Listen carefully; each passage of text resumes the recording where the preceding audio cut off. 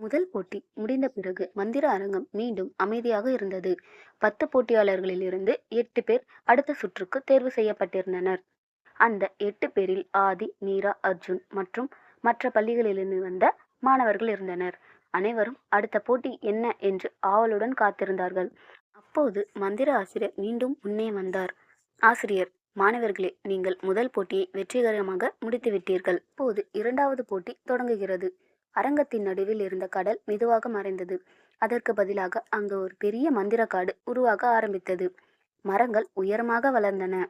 பனி அந்த காட்டை முழுவதும் மூட ஆரம்பித்தது. மீரா, இது என்ன காடு? அர்ஜுன், இது சாதாரண காடு மாதிரி தெரியலையே என்றான். ஆசிரியர், இது மந்திர உலகத்தின் மிகவும் ஆபத்தான காடு, மாயக்காடு. மாணவர்கள் எல்லோரும் அதிர்ச்சி அடைந்தனர்.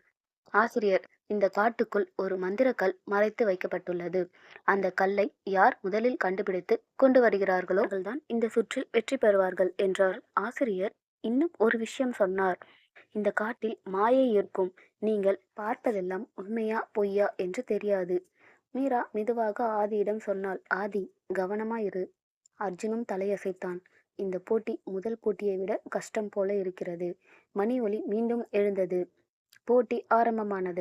போட்டியாளர்கள் அந்த மாயக்காட்டுக்குள் நடக்க ஆரம்பித்தனர்.